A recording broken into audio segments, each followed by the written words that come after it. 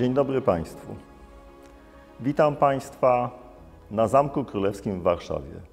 Serdecznie Państwa witam w tym szczególnym dla nas miejscu. Jest to sala tronowa Zamku Królewskiego. Jedna z najważniejszych sal. Nazywam się Janusz Sibora, jestem historykiem. Zajmuję się badaniem dziejów ceremoniału królewskiego, protokołem dyplomatycznym, ceremoniałem państwowym i historią dyplomacji. Zapraszam Państwa w tę szczególną podróż, w wędrówkę po polskich koronacjach. Chciałbym Państwu powiedzieć, czy opowiedzieć, dlaczego koronacje są tak ważne w dziejach Polski. Koronacje są ważne dla każdego państwa, ponieważ one konstytuują strukturę państwa, stanowią też punkt odniesienia, są takim elementem tożsamości. I koronacja ma też w sobie dwa porządki, o których będziemy rozmawiać. Jest to uroczystość państwowa, ale też i uroczystość kościelna, bo to jest taka szczególna uroczystość, która ma charakter państwowy, a odbywa się w murach katedry. Więc zgłębimy tajniki polskich koronacji i jako motto przygotowałem takie piękne zdanie, które jest jakąś kwintesencją. Ono nas będzie prowadzić w czasie wędrówkach po polskich koronacjach. Monarchia czerpie z korony siłę królewskiego autorytetu. Proszę Państwa, niech to zdanie służy nam za motto, bo ono w sumie pokazuje nam w skondensowanej formie znaczenie tego szczególnego ceremoniału, tej szczególnej uroczystości. Koronacja, i to też jest bardzo ważne, stanowi symbol ciągłości władzy państwowej, a korona jest tego materialnym wyrazem. I o tym właśnie będziemy mówić. Polskie koronacje, tu trzeba powiedzieć, są trudne do zbadania naukowego, dlatego że mamy oczywiście bardzo mało źródeł historycznych i wśród historyków ciągle panują dyskusje, są hipotezy, sięgamy do materiałów z XIX wieku. Czasami historycy, którzy na przykład o pewnych koronacjach pisali, że kiedyś, że może to nie była prawnie pełna koronacja, po iluś latach w wyniku badań zmieniają zdanie, więc czasami tutaj służą też nam i archeolodzy, więc co chwilę nasza wiedza jest nieco bogatsza, niemniej nadmiaru źródeł, szczególnie do tego pierwszego okresu panowania pierwszych władców Polski, zbyt wiele nie mamy. Miejsca, po których będziemy się poruszać, ta mapa Polski związana z koronacjami to jest, proszę Państwa, Gniezno. Następnie przeniesiemy się do Krakowa, a z Krakowa przeniesiemy się oczywiście do Warszawy, tu właśnie na zamek. I te trzy miejscowości, te trzy miejsca, tak ważne dla nas, jeśli chodzi o budowanie naszej tożsamości i jako punkt odniesienia też do rozmowy i o współczesności, te trzy miejsca dzisiaj odwiedzimy. Zacznijmy od czasów Mieszkowych i od Chrobrego. Wiek X, kiedy powstaje państwo polskie, kiedy ono się kształtuje, to trzeba powiedzieć, że polityka Mieszka, jak i Chrobrego, zarówno budowa państwa, jak i utrwalanie pozycji państwa na arenie międzynarodowej, trzeba powiedzieć, że to jest sukces dyplomatyczny.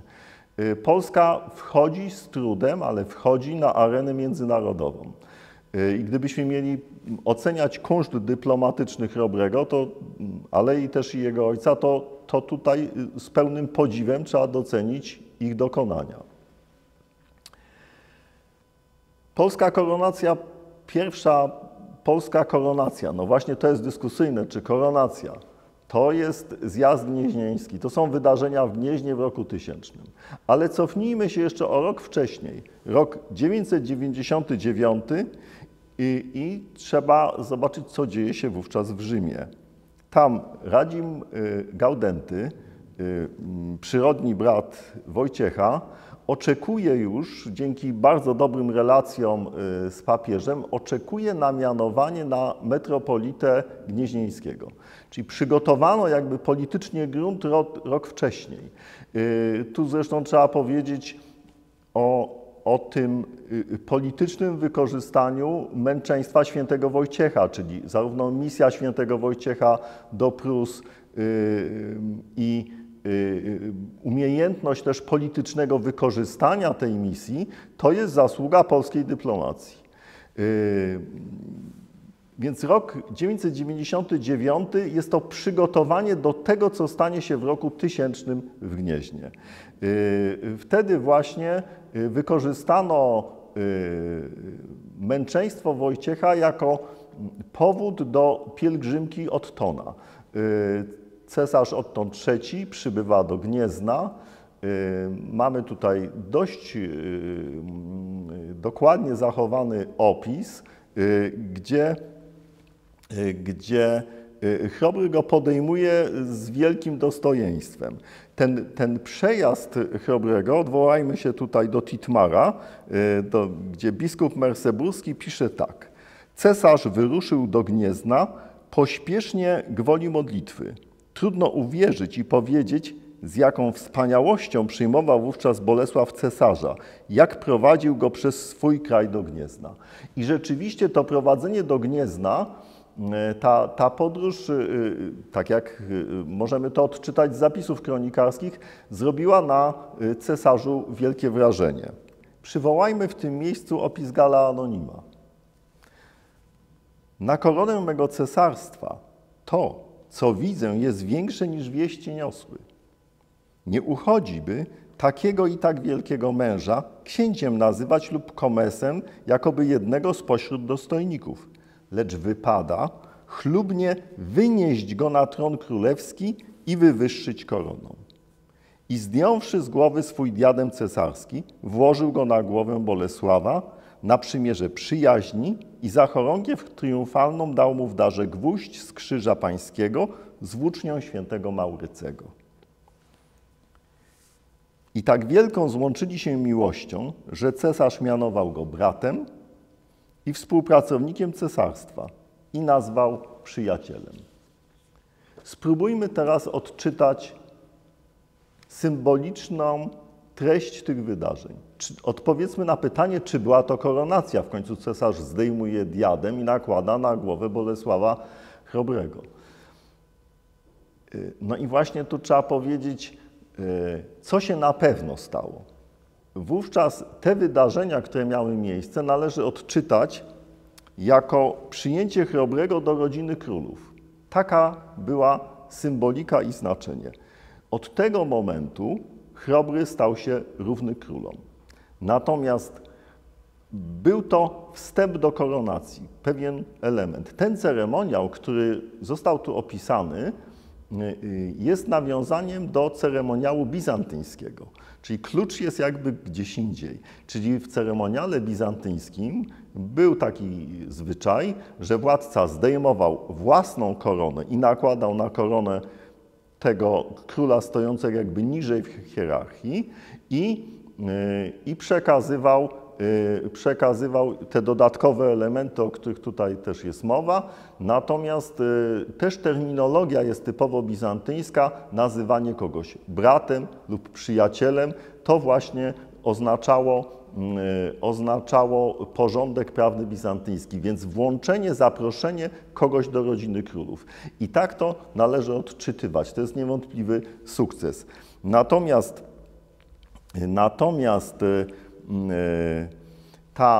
ten opis chorągwi zawieszonej na włóczni traktujemy jako symbol uwolnienia od obowiązku płacenia trybutu. I tutaj też badacze są zgodni, czyli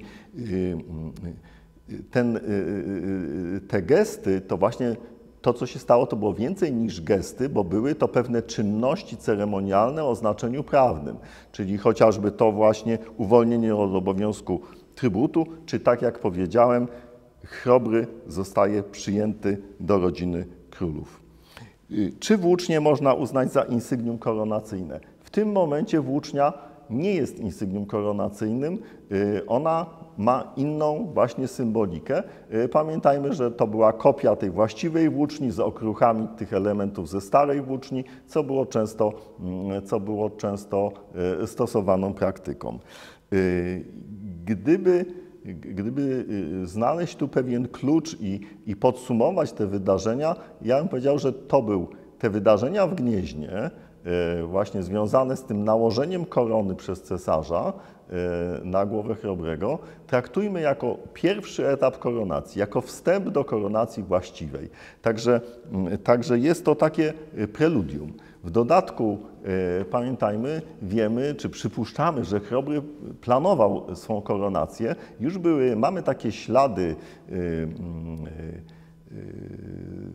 w dokumentach papieskich, że jest przygotowywana dla niego korona, ale ta korona prawdopodobnie ostatecznie trafiła na Węgry i stała się koroną króla Stefana. Także tu zdecydowanie były plany koronacyjne, tylko że trzeba było na dopełnienie tych planów koronacyjnych właściwych, aby mówić o właściwej koronacji, czekać prawie ćwierć wieku. Cóż się stało? Krótko po koronacji, po zjeździe gnieźnieńskim umiera cesarz Otton, to jest styczeń 1002 roku. Papież Sylwester II umiera w maju 1003 roku. I na tron cesarski wstępuje Henryk II, którego wizja cesarstwa, sposób panowania był zupełnie inny aniżeli wizja Ottona, czyli ta Europa ottońska, federacyjna, w której Polska miała swoje miejsce i tutaj Chrobry doskonale balansował i wykorzystywał i papiestwo, i dobre relacje z Ottonem III do budowania własnej pozycji. To trzeba było te plany koronacyjne w tych nowych okolicznościach politycznych odłożyć na lat 25. I rzeczywiście,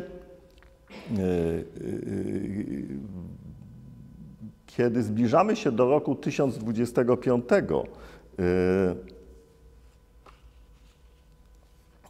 tutaj trzeba powiedzieć, że Chrobry bardzo zręcznie wykorzystał sytuację, która miała miejsce po śmierci Henryka II w lipcu 1024 roku. To był ostatni władca z dynastii saskiej i wstępuje na tron Konrad II, król Włoch, król Niemiec, cesarz, stopniowo zdobywa te tytuły, ale Chrobry wykorzystuje umiejętnie to interregnum, zamieszanie w cesarstwie. Nowy król Niemiec musiał dokonać itinerarium królewskiego, objeżdża poszczególne części swojego państwa, ma problemy we Włoszech, są bunty, więc te wszystkie elementy, ten taki polityczny nieład doskonale wykorzystuje Chrobry. I no, po prostu wykorzystał osłabienie cesarstwa, tak? Więc z punktu widzenia politycznego był to majstersztyk.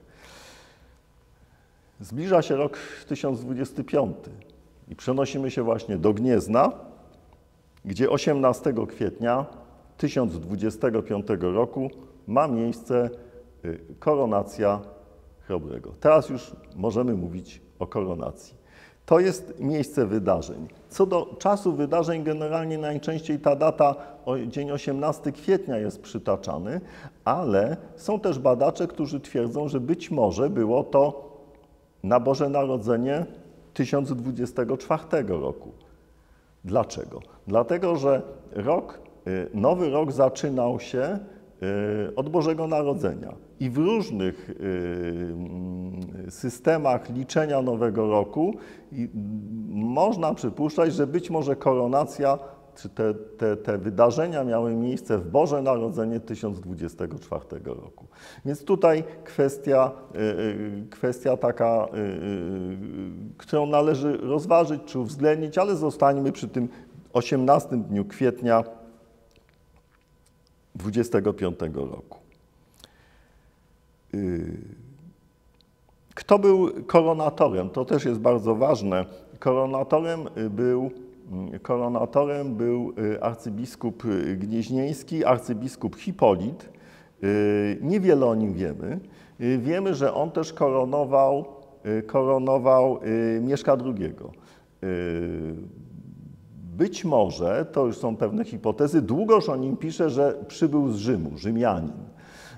Ale można przypuszczać, że być może Hipolit, kiedy przybył z Rzymu, to przywiózł też zgodę papieską na koronację. czyli ten element papieskiej zgody tutaj był bardzo ważnym prawnym elementem.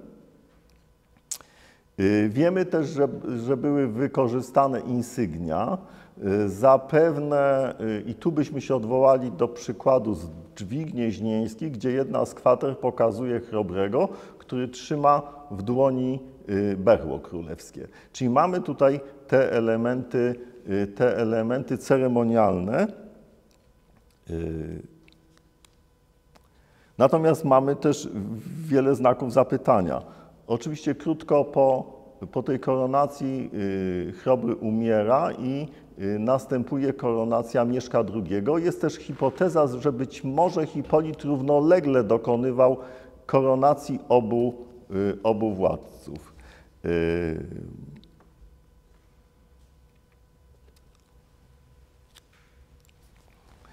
Ponieważ koronacja odbywała się w sytuacji tego zamieszania w cesarstwie, o ile nie mamy śladów sprzeciwu ze strony papiestwa, więc można mówić raczej o akceptacji, o tyle w cesarstwie ta koronacja została nie najlepiej przyjęta.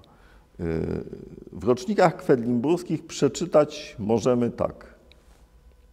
Trucizną pychy uniesiony, namaszczalną sobie koronę zuchwale przywłaszczył.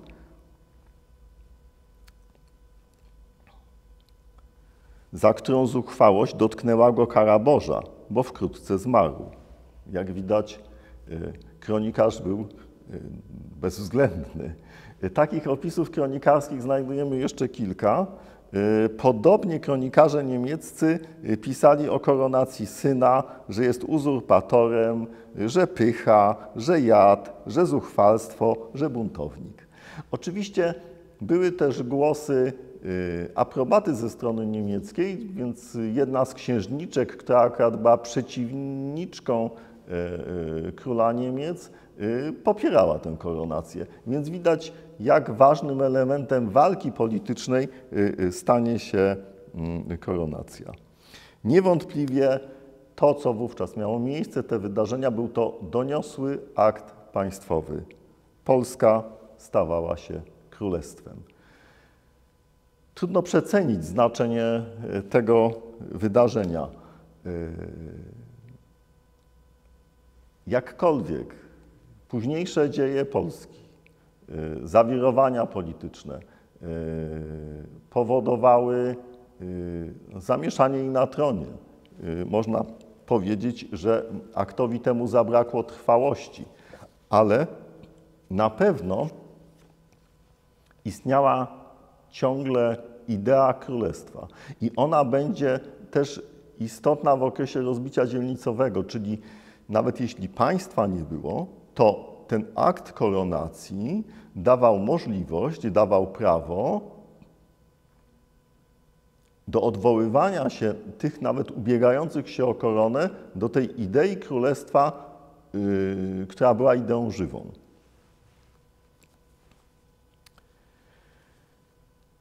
Można powiedzieć, że Mieszko II uosabia ideę państwa reprezentowanego przez koronę. Rozbicie dzielnicowe nie zburzyło idei jedności państwa, idei regnum Polonie. Istniał ciągle mit korony. Symbolem tego materialnym były insygnia królewskie, które spoczywały w skarbcu na Wawelu. To one tworzyły, że tak powiem, aurę królewskości. Wykorzystał to Przemysł II, który snuł plany odbudowy państwa. To jego koronacja w roku 1295 będzie tego wyrazem. Trzeba powiedzieć, że była to pierwsza w pełni legalna koronacja, gdzie była akceptacja ze strony wszystkich panujących. Przewieziono wówczas korony z Krakowa do Gniezna na tę uroczystość. Z Wawelu wydawał je biskup Paweł z Przemankowa i dziekan kapituły Albert. Oni wydali tę katedrę. Przemysł się wcześniej do tej koronacji przygotowywał. Takim symbolicznym wyrazem tych przygotowań do koronacji była zmiana kolejnych pieczęci. Na pieczęci jeszcze jako książę koronował, umieścił w otoku napis „Pieczęć Przemysła II z Bożej łaski księcia Polski”. I tam był orzeł z półksiężycem typowym, charakterystycznym dla śląskiej linii Piastów. Kolejna jego pieczęć, bardziej znana, kiedy umieszcza już napis „Sam Bóg przywrócił Polakom zwycięskie znaki”. To po dziś dzień nawiązujemy do tej właśnie pieczęci, kiedy mówimy o orle białym i naszych barwach narodowych. Oczywiście, ale te symbole to było za mało. Przemysł II budował też siłę polityczną. Po pierwsze odzyskał czy przyjął Pomorze od Mściwoja. Po drugie wykorzystał znowuż walki wewnętrzne w Miśni. No i po trzecie wykorzystał poparcie papiestwa. Więc cała jakby jego droga, jego plan polityczny był ściśle określony, jeśli chodzi o budowę państwa. Wiemy, że Przemysł II koronował się koroną Bolesława Śmiałego i wiemy też, że jako pierwszy użył wszystkich insygniów koronacyjnych, czyli wszystkich regaliów. Korona, berło, jabłko. To berło, pamiętajmy, jest ważne, bo my często je tu wymieniamy. Ono symbolizuje sprawiedliwe rządy. Te cnoty ma też dwa takie wymiary. Berło symbolizuje duchowe cnoty, ale też i sprawiedliwość tę doczesną. Są władcy, którzy mają dwa berła. Jedno to duchowe, często z gołębicą symbolizującą Ducha Świętego i drugie zwieńczone krzyżem. Polskie berło, które chyba jedno z najstarszych opisane z połowy XIV wieku, zakończone jest kwiatonem. Więc tutaj troszkę mamy informacji, natomiast mówię, brak źródeł jest ogromny, więc często też zastanawiamy się, jakie jeszcze naczynia liturgiczne były używane przy poszczególnych koronacjach, więc badamy te naczynia, które zachowały się w Gnieźnie, więc można przypuszczać, że niektóre kielichy mszalne były wykorzystywane. Przywołajmy raz jeszcze Długosza, który opisał tę koronację, jakby jej znaczenie państwowe. Czyli Długosz zwraca uwagę nie na te elementy ceremonialne, tylko na ten wymiar państwowy, to może też jest ważne. Zamierzając odnowić rozdarte i doprowadzone wskutek złości panujących do strasznego stanu i zniekształcenia ciało Królestwa Polskiego, przywrócić mu pierwotną sławę i nadać dawny blask, tu właśnie ten Przemysł II czyni wszystko, aby się koronować. I dalej, i żeby ogółowi podać do wiadomości jego wybór, by mu wszyscy oddali cześć królewską 26 czerwca, w Dzień Słońca, to jest w niedzielę, w Dzień Świętych Męczenników Jana i Pawła, w roku 1295 po narodzinach Pana naszego, cieszący się ogromnym poważaniem arcybiskup gnieźnieński Jakub Świnka po odprawieniu zgodnie ze zwyczajem mszy świętej do Ducha Świętego namaszcza i wynosi wymienionego na księcia i króla. W ten sposób przywrócono za Bożą pomocą berło królewskie i zaszczytną godność króla, których była pozbawiona przez 200 lat. To jest bardzo ważny opis ze względu zarówno na to, co przekazuje nam Długosz o tym prawno-państwowym znaczeniu koronacji, jak i ze względu na symbolikę. Raz jeszcze chciałbym powiedzieć, mamy też dowody, że tutaj były użyte wszystkie insygnia koronacyjne. Prawdopodobnie też właśnie wiemy, że być może były tu użyte te kielichy mszalne, agatowy kielich świętego Wojciecha czy kielichy Dąbrówki.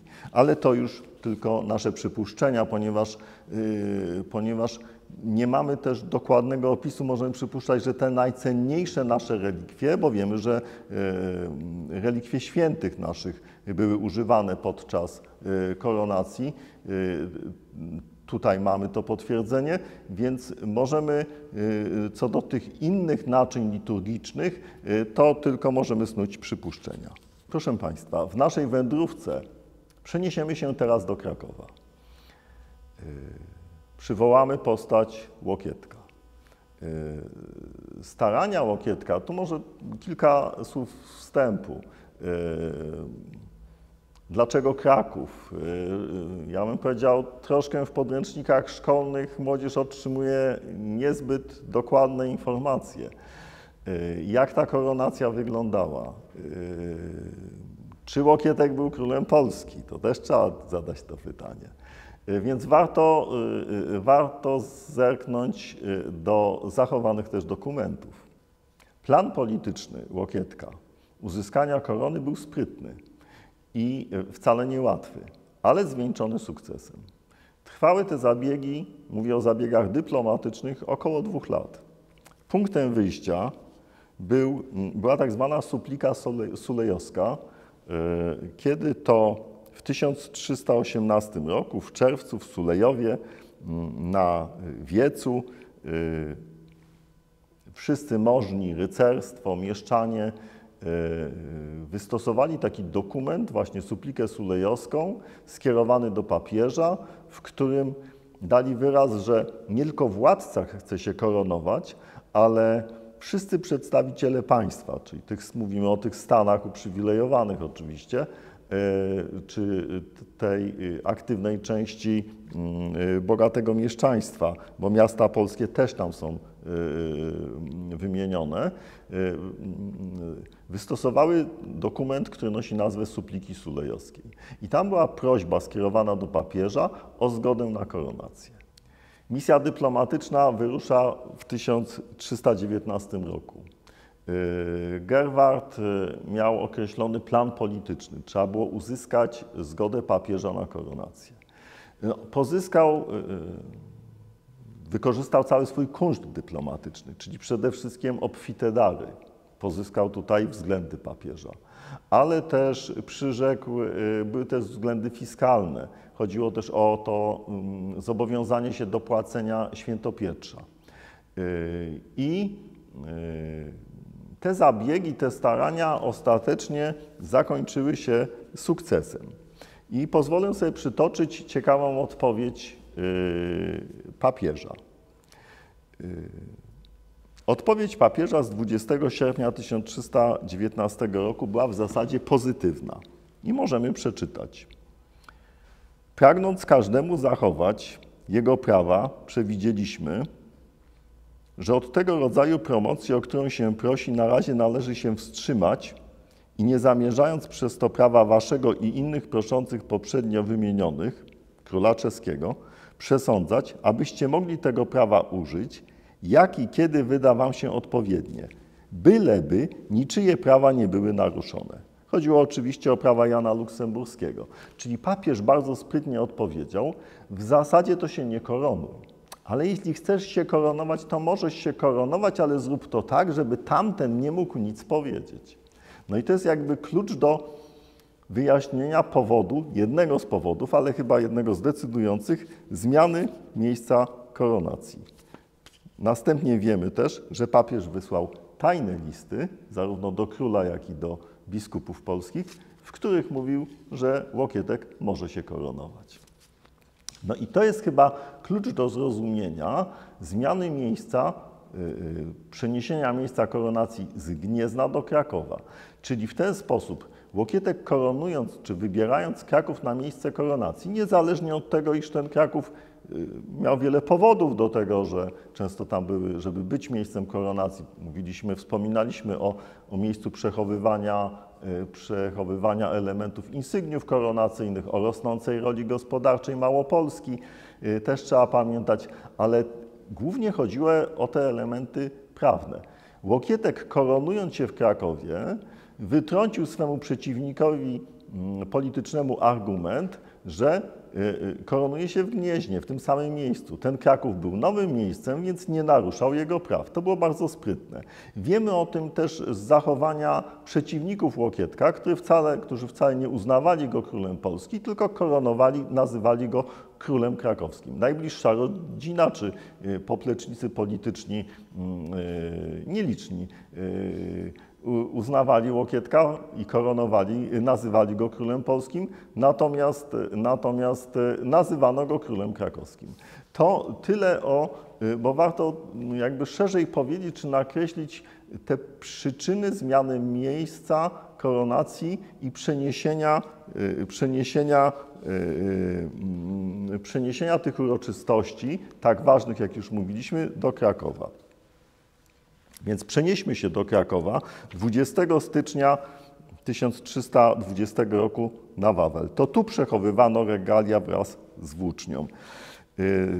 To tu było już centrum życia politycznego.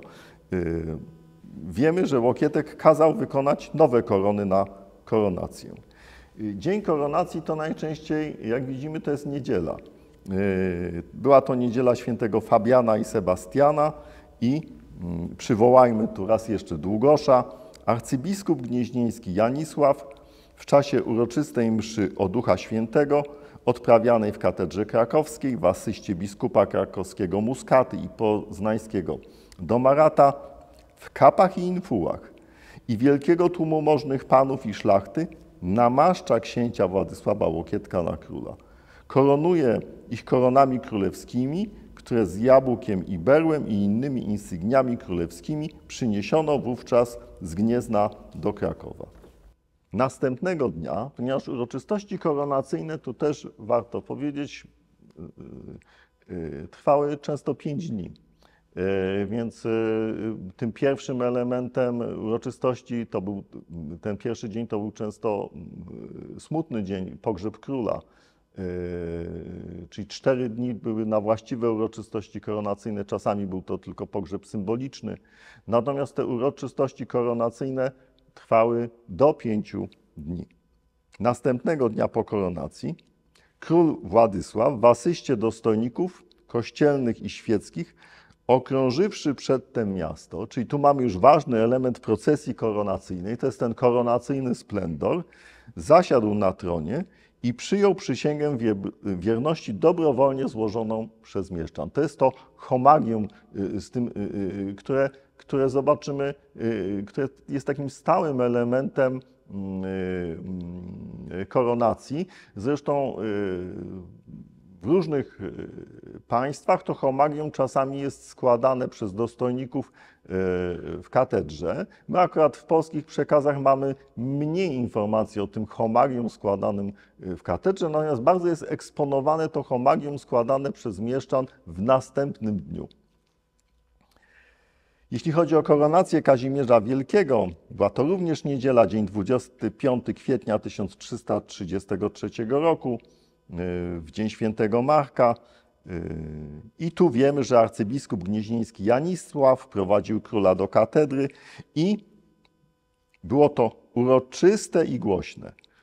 Te obchody były też kilkudniowe. Zachował się bardzo dokładny opis ubierania króla w szaty koronacyjne. Był tam też pewien zgrzyt, mianowicie królowa matka Jadwiga protestowała przeciwko koronacji synowej Aldony Anny, ostatecznie na prośbę syna ustąpiła. Argumentowała to w ten sposób, że nie mogą być jednocześnie dwie królowe, czyli no był to też jakiś argument, tak?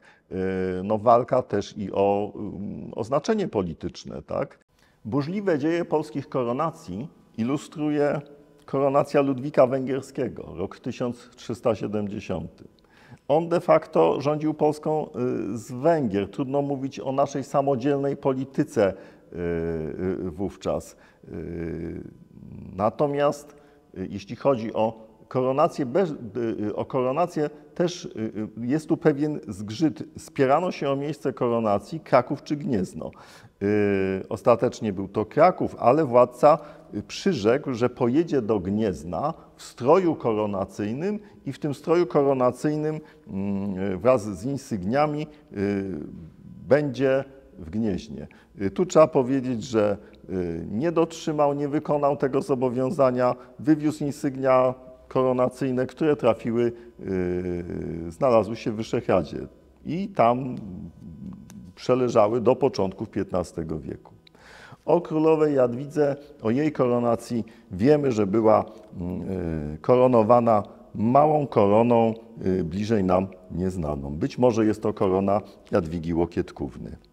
Z uwagi, iż byliśmy pozbawieni naszych insygniów, Władysław Jagiełło w 1386 roku kazał wykonać nową koronę ze złota i kamieni. Ale ważniejszy jest rok 1412, bo wówczas Jagiełło odzyskuje od Zygmunta Luksemburczyka nasze insygnia koronacyjne. I tu chwała naszemu władcy. On, żeby wyeksponować znaczenie tych symboli, które symbolizują nasze państwo, zorganizował wówczas w 1412 roku uroczysty wjazd insygniów. Korona, jabłko, berło, szczerbiec. Uroczysty wjazd insygniów do Krakowa to było wielkie wydarzenie. Opisał je w swej pracy o Szczerbcu Walery Eliasz Radzikowski. Pozwolę sobie ten fragment przywołać. Królowie Władysław Łokietek, Kazimierz Wielki i Ludwik koronowali się szczerbcem. Na to mamy dowód w historii, że wraz z koronami uwieziony do Węgier przez króla Ludwika, zwrócony Władysławowi Jagielle w roku 1412, uroczyście stamtąd był sprowadzony do Krakowa i na widok publiczny w kościele Panny Marii wystawiony w dniu 15 sierpnia, w święto maryjne. To jest bardzo ważny opis, bo proszę zwrócić uwagę, ta uroczystość, jak wielką musiał mieć Jagiełło świadomość znaczenia tych symboli dla budowy świadomości narodowej.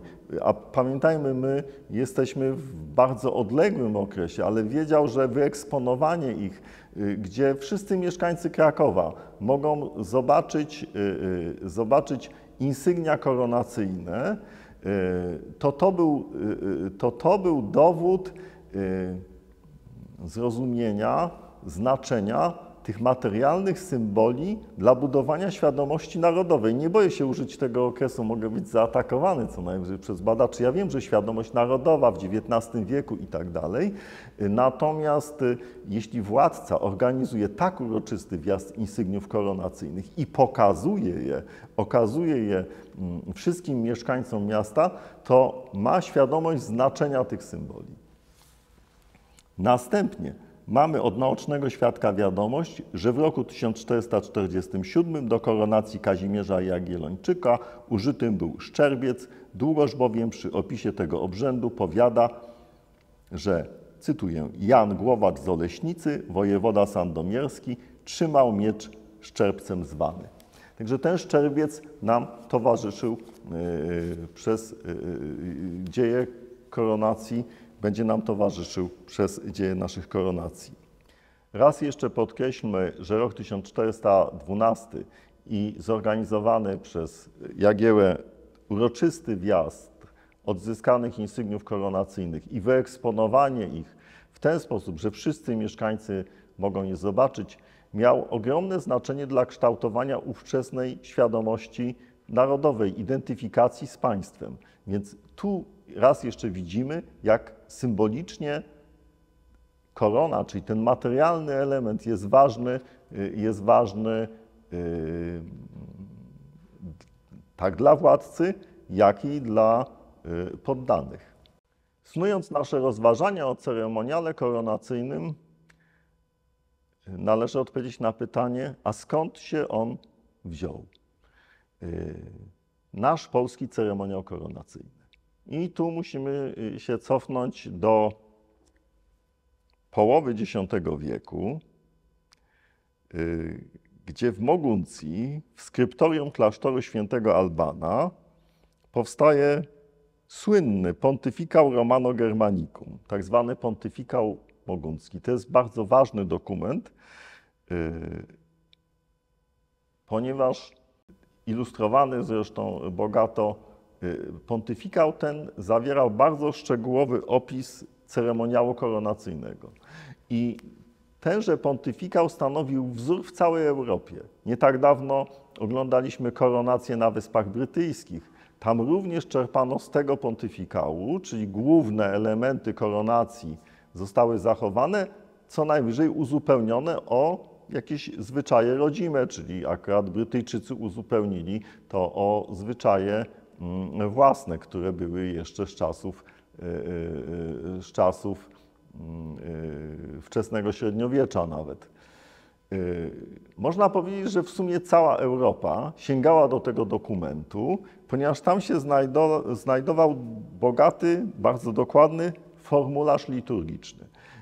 Jak już powiedzieliśmy, koronacja to jest uroczystość mająca elementy państwowe i kościelne i one tam były bardzo szczegółowo spisane. W dodatku ten pontyfikał wymieniał też te elementy liturgiczne, czyli oracje, modlitwy, pieśni kościelne. I on można powiedzieć, rozszedł się po całej Europie. Polska czerpała, polski ceremoniał koronacyjny wzoruje się na tym właśnie dokumencie, z tym, że do Polski, co ciekawe, dociera on przez Czechy. Czyli my mówimy, że polski ceremoniał koronacyjny jest połączeniem elementów czeskiego ceremoniału koronacyjnego, Karol IV, i ten trzon podstawowy to jest właśnie pontyfikał moguncki. Oczywiście każde państwo nieco zmienia szczegóły, czyli chociażby takie jak to, czy król, proszę zwrócić uwagę, czy cesarz trzyma jabłko w prawej dłoni, czy w lewej. Czy są dwa berła, czy jest jedno berło. Jaka jest kolejność przekazywania podczas inwestytury insygniów koronacyjnych. Czy korona na końcu, czy może na początku. A kiedy na ramienniki. I tu mamy pewne różnice między Pragą a Krakowem, niemniej trzon jest wspólny dla nas. Także to jest bardzo ważne stwierdzenie, żebyśmy jakby szukali początków ceremoniału, polskiego ceremoniału koronacyjnego, a w zasadzie to można powiedzieć tak pięknie, że w sumie ten ceremoniał koronacyjny opisany w Moguncji, on, ponieważ rozszedł się po całej Europie, to on i dzisiaj, kiedy mówimy o tym, można powiedzieć, że ta idea jednej Europy w tym ceremoniale koronacyjnym jako trzon, ona ciągle żyje. Ma tylko te miejscowe odmiany. Polski ceremoniał koronacyjny został spisany, ten, o którym chciałbym teraz powiedzieć, właśnie ten, który służył za wzór, który był najbardziej szczegółowy i dokładny. W tak zwanym kodeksie krakowskim, nazywamy to kodeksem krakowskim, ten dokument, to jest ceremoniał koronacyjny dla Władysława Warneńczyka, rok 1434. Dokument ten tu chciałbym przywołać, bo warto zatrzymać się, dokument ten liczy kart 31 o wymiarze 13 cm na 24,5, to jest taka niewielka książeczka, oprawiona w deski pokryte skórą z mosiężnymi klamrami. Prawdopodobnie jest to wersja z uwagi na wymiar, dla koronatora. Natomiast to trochę, czyli arcybiskup, czy towarzyszący mu biskupi korzystali, czy posługiwali się w czasie koronacji, żeby nie pomylić też kolejności czynności. Jak widać kart 31, no to jest jednak bardzo obszerny w sumie dokument, bardzo dokładny, to była taka ściąga w sumie dla koronatora. Natomiast prawdopodobnie, to są przypuszczenia, istniał taki duży iluminowany dokument, który też opisywał całą koronację. Niestety ten się prawdopodobnie, ten się nie zachował, nie dysponujemy nim. Na pierwszej stronie umieszczono napis modus coronandi regem, czyli sposób koronacji króla. I od Warneńczyka do Stefana Batorego w zasadzie ten sposób koronacji króla nie ulegał zmianie. Przypuszczamy, iż duży wpływ na zredagowanie tej polskiej wersji miał Zbigniew Oleśnicki. No właśnie, jak wyglądały te polskie koronacje? Jaki jest model, jaki jest wzór, które elementy zawsze musiały mieć miejsce? Koronacja zwyczajowa, te uroczystości najważniejsze, uroczystości koronacyjne rozpoczynały się w sobotę, czyli w Wigilię koronacji. Cóż się działo w sobotę? Mianowicie sobota była dniem na czynności oczyszczające króla, czyli miała charakter ekspiacyjny. Składało się na to te elementy oczyszczające. To był post, jałmużna, spowiedź króla, pielgrzymka z Wawelu do kościoła świętego Stanisława na Skałkę. To bym chciał podkreślić, postawić tu wykrzyknik. To jest bardzo ważny element. Tam miał król przebłagać Boga za czyny Bolesława Śmiałego. Wiemy, jakie to niecne czyny.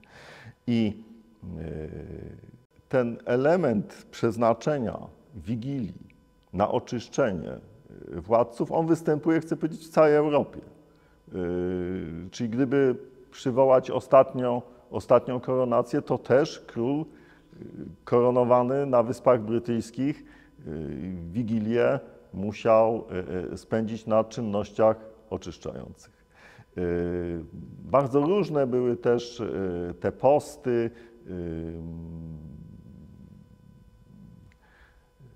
No można powiedzieć, niektóre opisy brytyjskie z Wysp Brytyjskich są bardziej jakby mówią o bardziej ostrych wymaganiach wobec króla. Nasze, tak mi się wydaje, niespecjalnie eksponują jakieś, żeby to było tak, aż tak bardzo uciążliwe.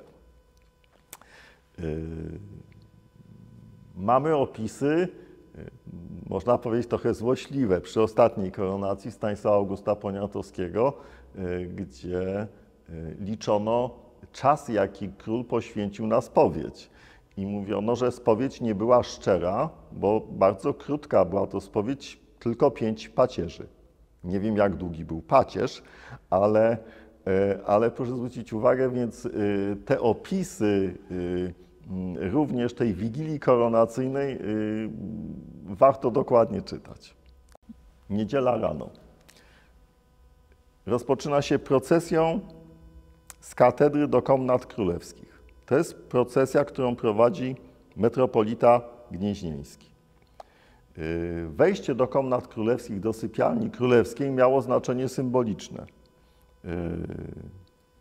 Duchowny budził monarchę do życia, czyli podawał mu swoją dłoń i symbolicznie budził go do życia królewskiego w tym nowym wymiarze. Wówczas też w tej sypialni ubierano króla i tu mamy ten element ubierania króla w szaty biskupie. To są te szaty pontyfikalne.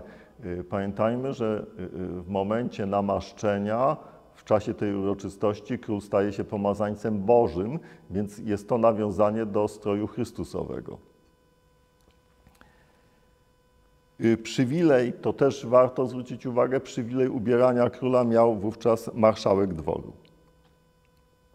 Także prymas budzi monarchę do życia, natomiast ubiera monarchę w szaty biskupa, te szaty pontyfikalne, marszałek.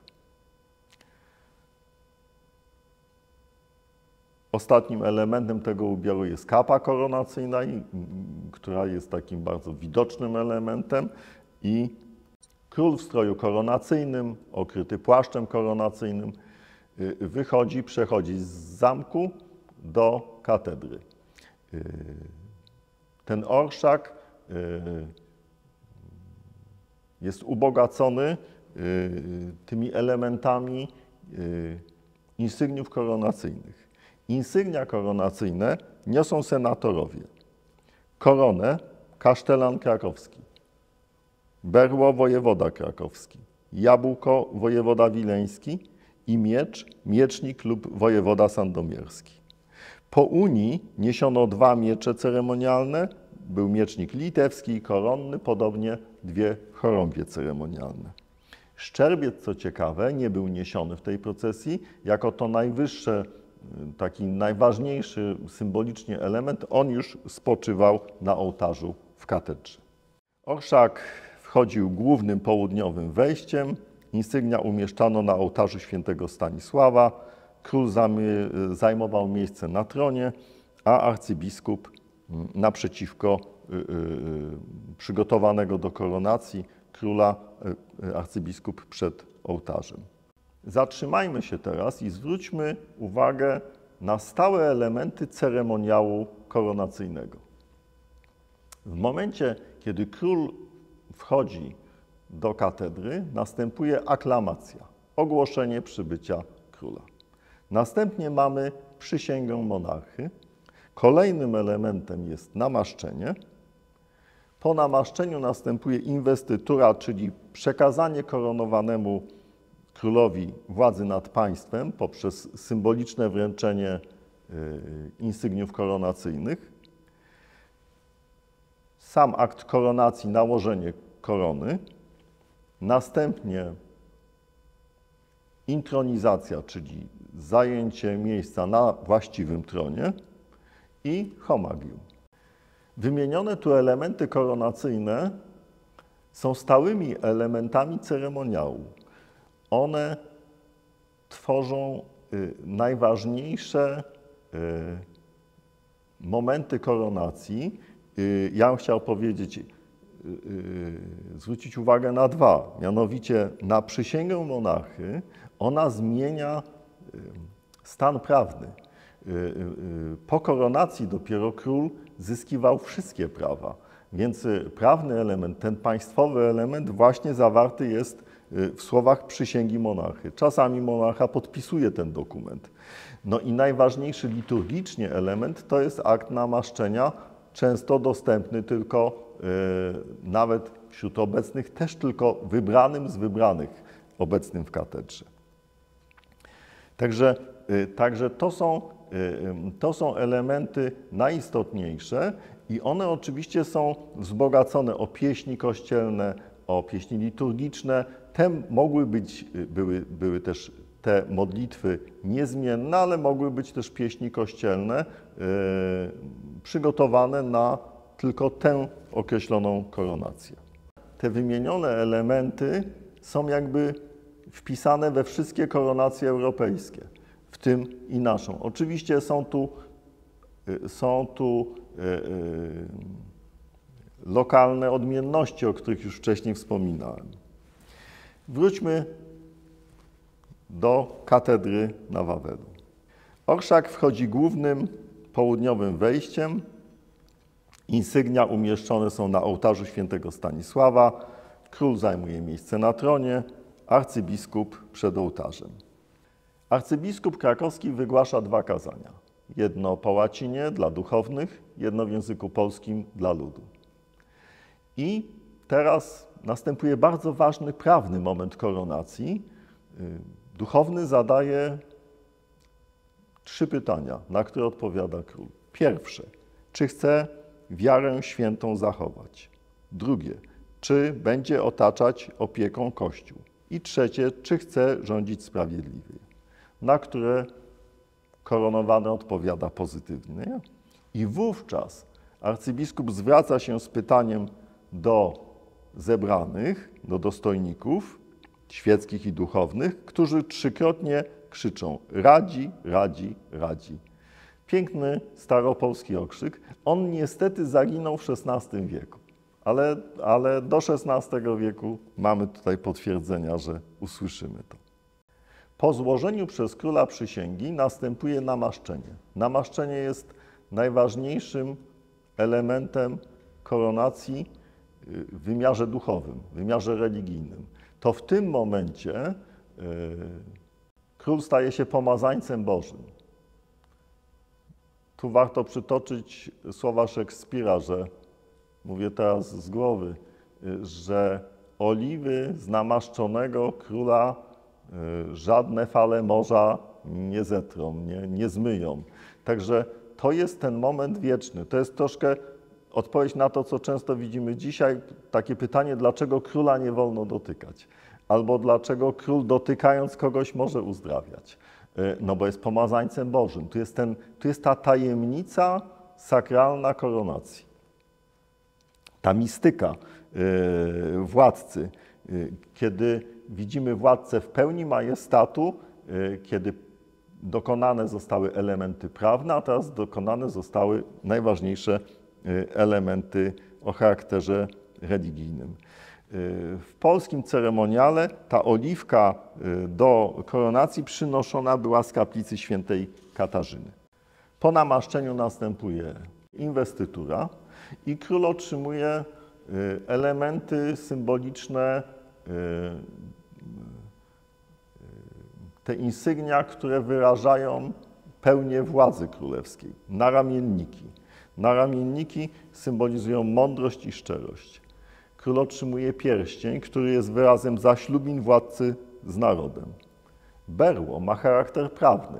Ono jest nazywane też często różdżką sprawiedliwości. Jabłko, zakończone, zwieńczone krzyżem, symbolem władzy nad całym światem, władzy chrześcijańskiej, i miecze, które symbolizują władzę nad wojskiem, ale szerzej władzę nad państwem, czyli król jako zwierzchnik wojska i obrońca wiary. Najwyższym insygnium władzy królewskiej jest oczywiście korona i to jest ten materialny symbol władzy. Kolejność wręczania tych elementów, tych insygniów nieco się różni. Czeska kolejność jest nieco inna niż polska i to są właśnie te elementy, czym nasz ceremoniał koronacyjny był naszym, polskim ceremoniałem koronacyjnym, a nie dokładną kopią tych wzorów mogunckich. Jak wyglądał moment namaszczania? Arcybiskup zasiada na przenośnym tronie, król nie ma już kapy i dalmatyki, te elementy zostały zdjęte, zostaje w zasadzie w koszuli chrystusowej, król klęczy, a arcybiskup namaszcza go kciukiem, wykonując znak krzyża. Namaszcza kolejno głowę, piersi, łopatki, ramiona i dłonie. Trzeba powiedzieć, że sposób namaszczania uległ w XVI wieku pewnej zmianie. W tym czasie wymawiane są też oracje. Po tej najważniejszym momencie sakralnym, gdzie następuje właśnie, mamy jakby tę całą mistykę władzy tutaj w skondensowanej formie, król jest już pomazańcem Bożym i staje się wikariuszem Chrystusa. Przysięga, namaszczenie, inwestytura, intronizacja. Kończy się powoli ceremoniał koronacyjny. W tej końcowej fazie prymas woła Vivat Rex, a zebrani powtarzają za nim. W tym czasie chór wykonuje hymn Te Deum Laudamus, hymn pochwalny. I tu warto powiedzieć, że koronacja była uroczystością elitarną. Tak było w całej ówczesnej Europie. To była uroczystość, ta mistyka koronacyjna była dostępna tylko dla elity władzy.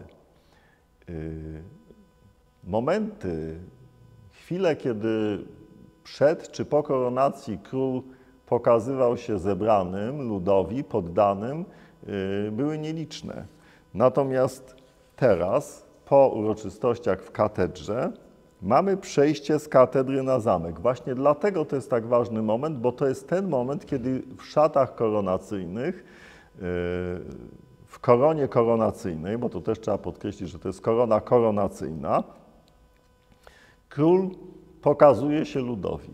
Wówczas w tym momencie rzucano pieniądze i po przejściu na Wawel odbywała się uczta, czyli zaczynała się ta świecka część ceremonii. W czasie uczty król zasiadał pod baldachimem, a dygnitarze królewscy zgodnie z precedencją. W tym czasie, kiedy ten moment, dlaczego ten moment wyjścia władcy z katedry i pokazania się ludowi jest tak ważny? Bo wówczas to, co było dostępne tylko wybranym, czyli elicie władzy, czyli mistyka władcy w pełni majestatu, czyli król w płaszczu koronacyjnym, w koronie na głowie, król objawiał się zebranym, ludowi, poddanym. Tu możemy przymiotniki zmieniać oczywiście. Następnego dnia o poranku król wyrusza z Wawelu na rynek. Odbiera wówczas hołd od rajców. Pasuje też kawalerów złotej ostrogi. Korona, w której ujrzymy wówczas króla, to już jest inna korona, to jest korona homagialna, w randze koron nieco niższa i właśnie korona przeznaczona, jak nazwa wskazuje, do przyjmowania homagium. Tu trzeba powiedzieć, że dla mieszkańców miasta to składanie darów było jednak dość uciążliwe, bo przed koronacją byli oni po prostu opodatkowani, więc najbiedniejsza część mieszkańców miasta utyskiwała, mamy takie zapisy źródłowe, żeby ich zbytnio tymi kosztami koronacji nie obarczać. Taki typowy prezent dla przykładu. Mieszczanie składali w darze królowi 6 pucharów srebrnych pozłacanych lub 300 dukatów. No więc to było stosunkowo uciążliwe i proszono właśnie o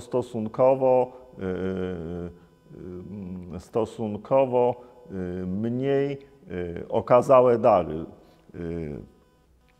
To homagium odbywało się na takim podwyższeniu, które my nazywamy teatrum. Stąd często mówimy też o tym teatrum ceremoniale. Kolejny element, o który zostanie uzupełniona koronacja królewska, łączy się z Henrykiem Walezym. Tam został polski ceremoniał koronacyjny uzupełniony zapewne o wzory, które Walezy przywiózł wraz z pojawieniem się na tronie polskim, więc mamy bardzo rozwinięte wjazdy koronacyjne. Przygotowywano wówczas to właśnie koronacja Walezego łączy się z takimi wielkimi łukami triumfalnymi, które powstawały, więc powstaje ta cała architektura koronacyjna. Jeden z tych opisów łuku pozwolę sobie przytoczyć. Łuk triumfalny, misternie narządzony, szpalerami złotymi ozdobiony, na których trębacze, surmacze, bębenistowie, piszczkowie powinność swą odprawiali. I dalej ta ważniejsza część dla mnie.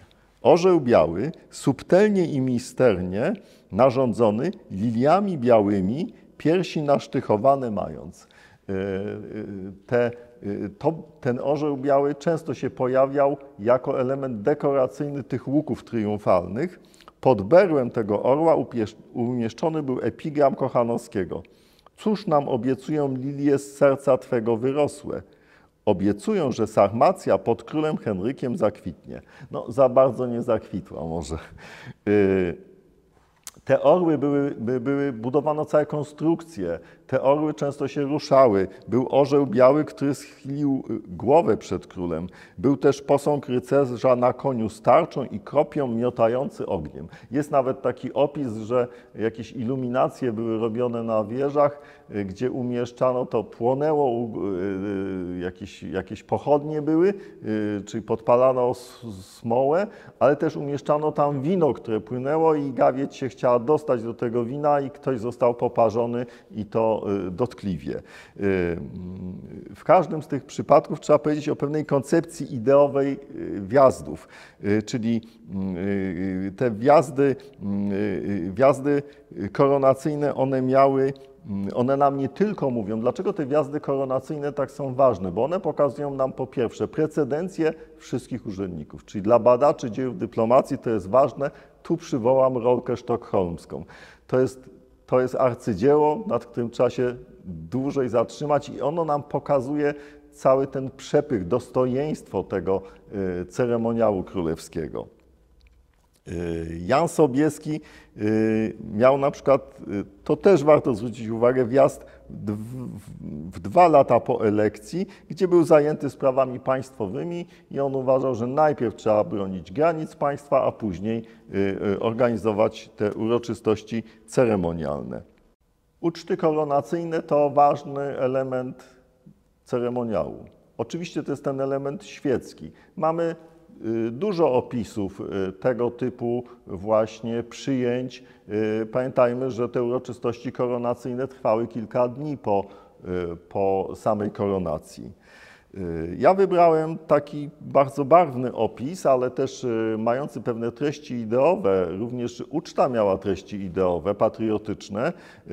Uczta związana z koronacją Augusta II, czyli rok 1697.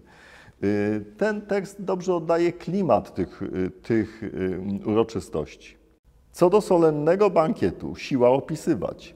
Przy wszelkim dostatku wyśmienitych potraw i kosztownych piramid z cukrów, których były napoje i trunki rozmaite jako najprzedniejsze, którego splendoru, magnificencji niepodobna dostatecznie wyrazić, przy muzykach wybornych, które dodawały wesołości.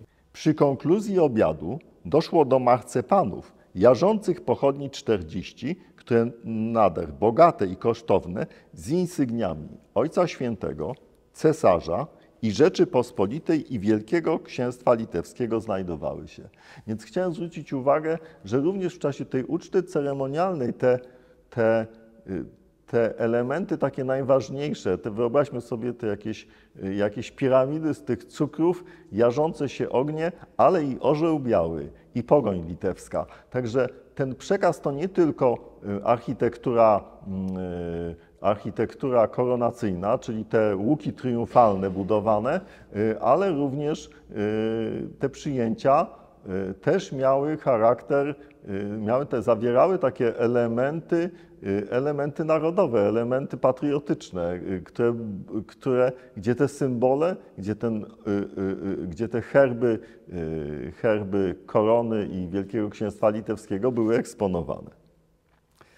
Skoro już jesteśmy przy Wettinach, to trzeba powiedzieć, że i koronacja Augusta II, i Augusta III to były pełne przepychu. W przypadku Augusta II ingres trwał 8 godzin.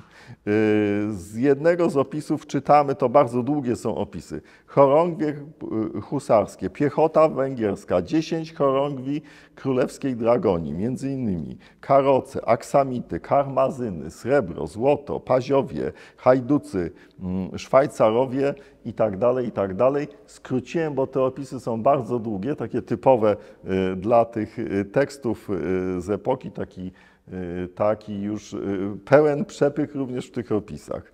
W przypadku Augusta III oprawa artystyczna też była rozbudowana. Wysłał król wcześniej architektów, którzy w 1733 roku, od końca 1733 roku przygotowywali plany tych właśnie konstrukcji architektonicznych, tych łuków triumfalnych. No, to się na wiele może nie zdało, bo orszak w czasie koronacji Augusta III był przyjęty raczej nieprzychylnie, pospólstwo smutne, nie krzyczano wiwat król. Ludzie, jak piszą pamiętnikarze, ludzie drzwi i okna domów swoich zewsząd pozamykawszy, woleli w domach siedzieć. No, też wytykano królowi, że miecz prawdziwy szczerbiec nie został użyty, tylko klinga niemiecka, a korona stara została wywieziona do Częstochowy. Korona wówczas użyta do koronacji wykonana była we Wrocławiu. I przenieśmy się do Warszawy. W Warszawie koronowany był Stanisław Leszczyński i Stanisław August Poniatowski, jak to się mówi, dwóch Stanisławów. Jest rok 1764, data koronacji, miesiąc wybrany na koronację nietypowo, bo listopad, więc nie Wielkanoc, nie Boże Narodzenie, też na to zwracano uwagę. Decyzję o zmianie miejsca koronacji, czyli o rezygnacji z Wawelu, formalnie podjął Sejm elekcyjny. Uznano, że Wawel nie pomieści tak dużej liczby gości, ale sprowadzono na tę okoliczność insygnia koronacyjne z Krakowa. Opis przewozu ich z Krakowa do Warszawy zachował się. Wiezione były na wozie wyścieranym czerwonym suknem w asyście Gwardii Konnej Królewskiej. Insygnia po przyjeździe do Warszawy obejrzał prymas Łubieński. sprawdził te insygnia, kazał też dokonać napraw, ponieważ niektóre z nich były uszkodzone. Przywieziono wówczas koronę chrobrego, koronę królowej, koronę węgierską po Ludwiku, koronę szwedzką po Zygmuncie III, koronę homagialną, o której już mówiliśmy, 2 berła i 4 łańcuchy. Trzeba powiedzieć, że król Stanisław August sam dopilnował wielu elementów ceremoniału, zmieniał szczegóły, poprawiał, uzupełniał, więc bardzo interesował się też przebiegiem, zaplanowaniem tej ceremonii. No, trzeba powiedzieć, że trzeba było dokonać, z uwagi na zmianę miejsca, dokonać modyfikacji tego ceremoniału. Jeśli chodzi o wigilię koronacji, no, król nie mógł udać się na skałkę. Zmieniono to w sposób bardzo kreatywny. Skałkę zamieniono na pielgrzymkę do kościoła Świętego Krzyża, a miejscem modlitwy był tam ołtarz z obrazem Świętego Stanisława. I przed tym obrazem Świętego Stanisława król się modlił. Spowiadał się przed wizytatorem misjonarskim, księdzem Piotrem Śliwickim, komunia, jałmużna i spowiedź była krótka. Mówiono, że może nie szczera, bo trwała tylko nie dłużej niż 5 pacierzy. Po południu nieszpory w kolegiacie.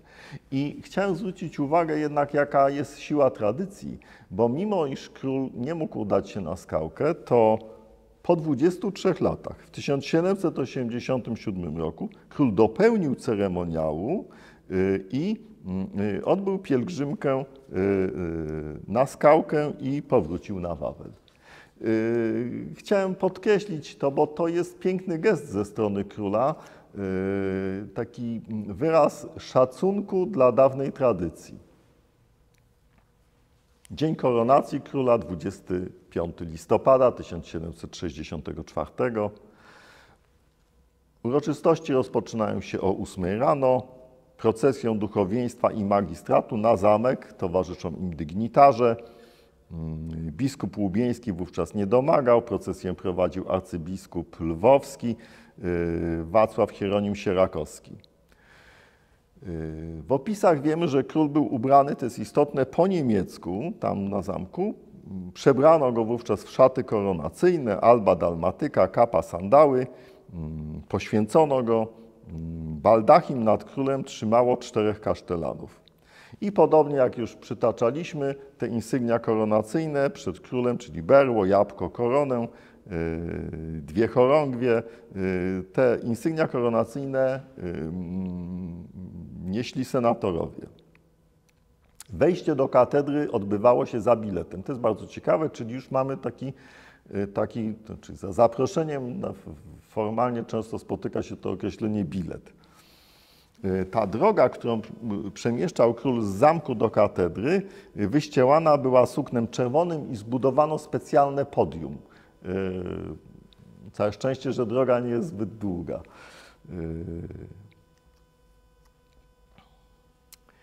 Jeśli chodzi o ceremoniał koronacji Stanisława Augusta, to w samym ceremoniale nie dokonywano większych zmian, czyli przysięga, namaszczenie przed ołtarzem, koronacja, Te Deum, Wiwat Król. Natomiast, bardzo ważny moment, saluty armatni nad Wisłą. No i teraz moment, na który warto zwrócić uwagę. Król ukazuje się po koronacji w stroju hiszpańskim, no, co budziło zgorszenie zebranych. Dlaczego nie strój polski? Król na to odpowiedział, nie strój czyni człowieka. No niemniej rozważano nawet, czy nie wprowadzić do przepisów stałego zapisu, że koronowany król musi zakładać strój polski. W czasie powrotu król zasłabł, czyli ceremonia była wyczerpująca i wiemy, że otrzymał wówczas wódkę węgierską. Wydano następnie obiad dla dygnitarzy. Następnego dnia, i tu mamy jakby powielenie tych zwyczajów krakowskich, król udaje się na rynek i wita tam przedstawicieli, ale nie tylko Warszawy, na co chciałem też zwrócić uwagę, to jest ta rosnąca, wyraz rosnącej roli miast i mieszczaństwa. Są tam magistraty Warszawy, Krakowa, Poznania, Wilna i Lwowa. Król otrzymuje klucz do miasta Warszawy.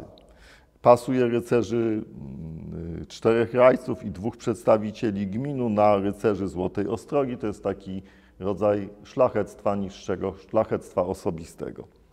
Wieczorem bal maskowy na zamku. Te iluminacje były na tyle okazałe, że król przechadzał się po Warszawie i oglądał te iluminacje.